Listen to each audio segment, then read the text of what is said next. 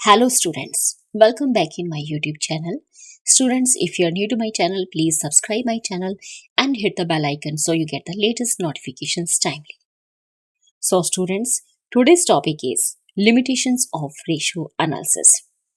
तो स्टूडेंट्स जैसे कि आप सभी को पता है कि रेशियो एनालिसिस जो है एक मोस्ट पावरफुल टूल है हमारी फाइनेंशियल मैनेजमेंट का। रेशियोज जितनी सिंपल टू कैलकुलेट है, इजी टू अंडरस्टैंड है, मींस कोई भी रेशियोज को बड़ी इजीली कैलकुलेट कर सकता है, इजीली हर कोई इसे समझ सकता है। लेकिन इसके बावजूद हमारी रेशियो एनालिसिस जो है it suffers from serious limitations. काफ़ी सारे इसके लिमिटेशंस भी हैं हमें। Number one is limited use of a single ratio. तो स्टूडेंट्स, अगर हम अपने बिजनेस में रेशियोज का इस्तेमाल करते हैं, अगर सिर्फ हम एक ही रेशियो कैलकुलेट करते हैं अपने बिजनेस के लिए, तो वो कोई ज़्यादा इन्फॉर्मेशन कम्युनिकेट नहीं कर सकती। उस एक रेशियो से हम किसी भी तरह का कोई डिसीजन अपने बिजनेस के लिए नहीं ले सकते। तो अगर हमें अच्छे से इंटरप्रेट करना है कि बिजनेस की इंफॉर्मेशन को, तो उसके लिए हमें केवल एक ही रेशियोज नहीं कैलकुलेट करनी पड़ती, number of ratios, multiple ratios आपको अपने बिजनेस के लिए कैलकुलेट करनी पड़ती हैं, जिससे कि आप एक मीनिंगफुल कंक्लूजन निकाल सकें। तो इतनी नंबर ऑफ रेशियोज जब हमें कैलकुलेट करनी पड़ती है, तो कई बार हमारा जो एनालिस्ट होता है वो कंफ्यूज हो जाता है, बजाय इसके कि वो कोई एक मीनिंगफुल कंक्लूजन निकाल सके।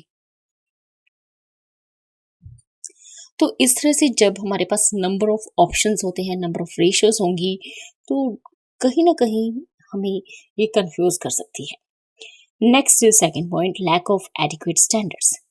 तो स्टूडेंट्स, यहाँ भी हमारे पास रेशियोज के लिए कोई वेल एक्सेप्टेड स्टैंडर्ड्स या रूल ऑफ थंब नहीं है सभी रेशियोज के लिए। तो इस तरह से हम जितनी भी नंबर ऑफ रेशियोज कैलकुलेट करते हैं, तो कई बार जो हमारा एनालिस्ट है उसके लिए डिफिकल्ट हो जाता है कि वो क्या कंक्लूजन निकाले, क्या इंटरप्रेटेट करे अपने बिजनेस के लिए। तो एडिक्वेट स्टैंडर्ड्स की जो है काफी ज्यादा कमी है हमारे रेशियो एनालिसिस में। Next is third point, inherent limitations of accounting.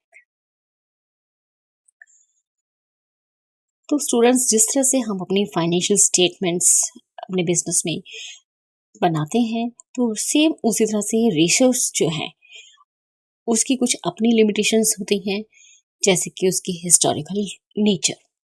तो जब हम फाइनेंशियल स्टेटमेंट्स बनाते हैं, तो डेफिनेटली उसका जो बेस होता है वो हिस्टोरिक होता है। जो हमारे पिछले बैलेंसेस चलते आ रहे हैं उनको हम नेक्स्ट ईयर में कैरी फॉरवर्ड करते हैं। तो सेम उसी तरह से जो हमारी पिछले साल की रेशियोज होती हैं लास्ट ईयर्स की, तो कहीं ना कहीं हम उन्हें अपने बिजनेस में यूज करते हैं एज ए बेस।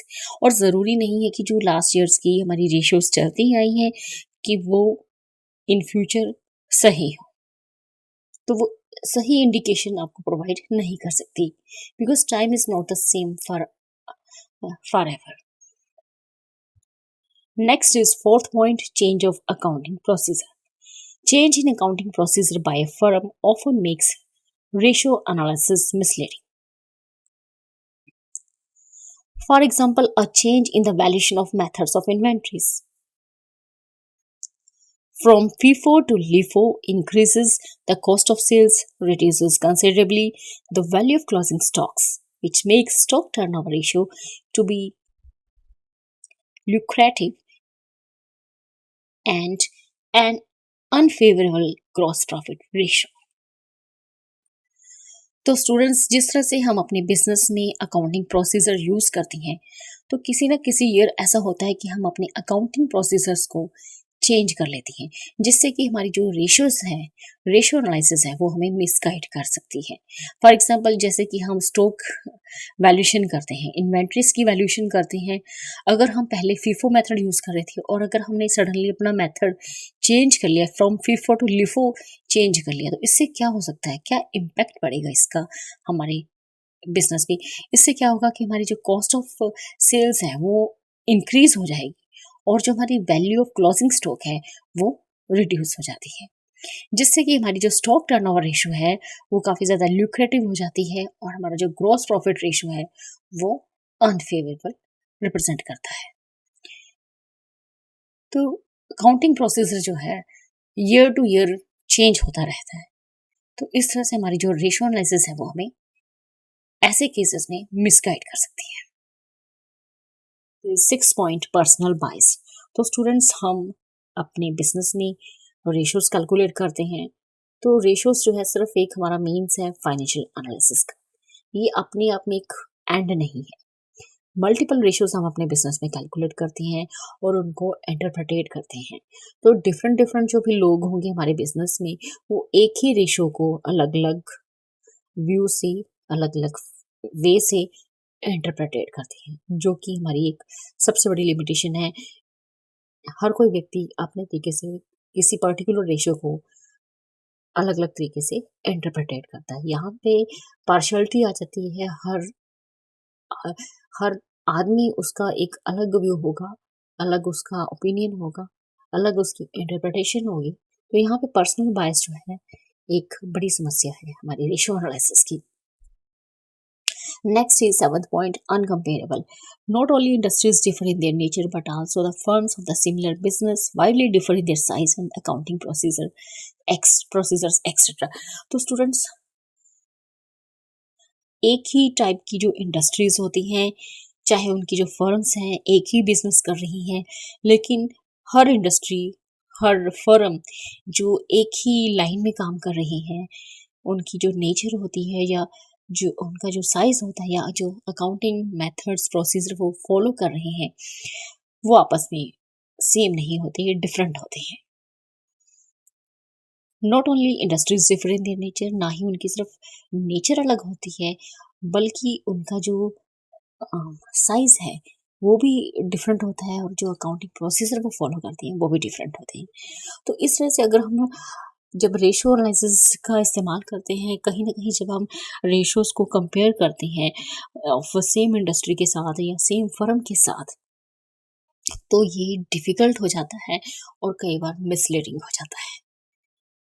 तो इस तरह से comparisons are made difficult due to differences in definitions of various financial terms used in a ratio analysis.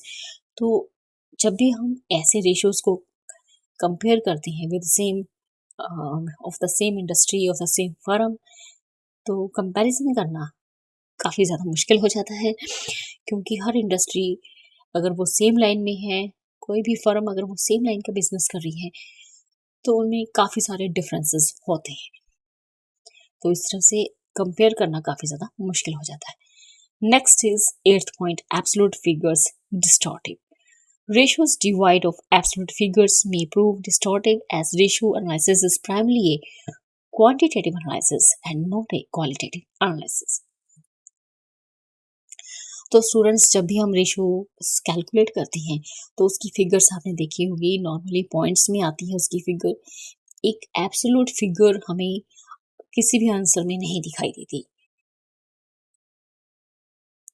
तो रेशियो एनालिसिस जो है क्वांटिटी एनालिसिस है, एक तरह से हमारा क्वालिटेटिव एनालिसिस नहीं है।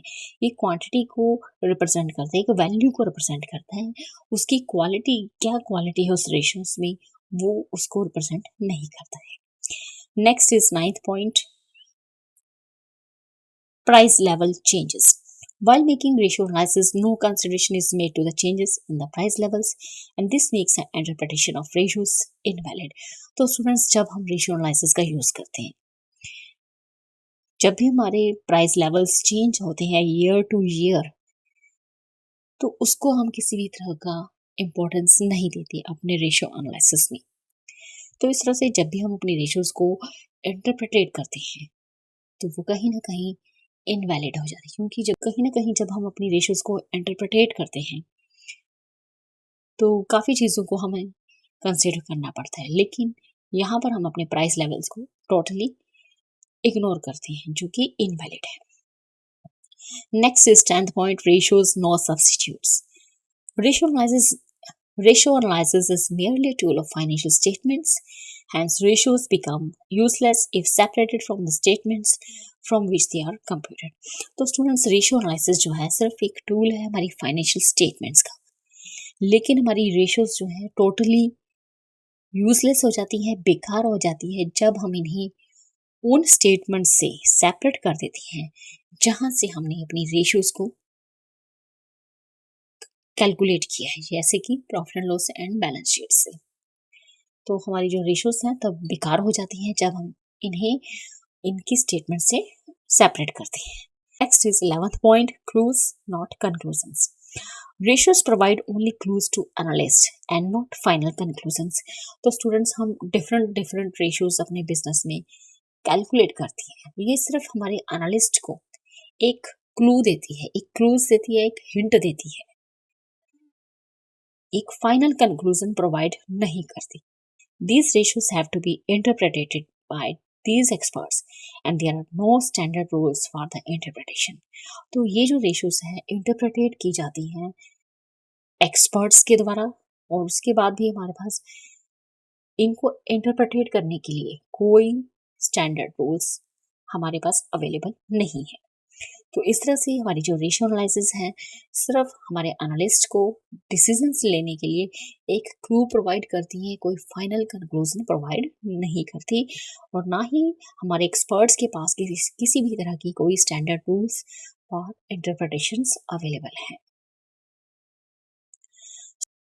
So students, in this video you have learned about the limitations of ratio analysis. So students, in this video only this much. Thank you. Thanks for watching.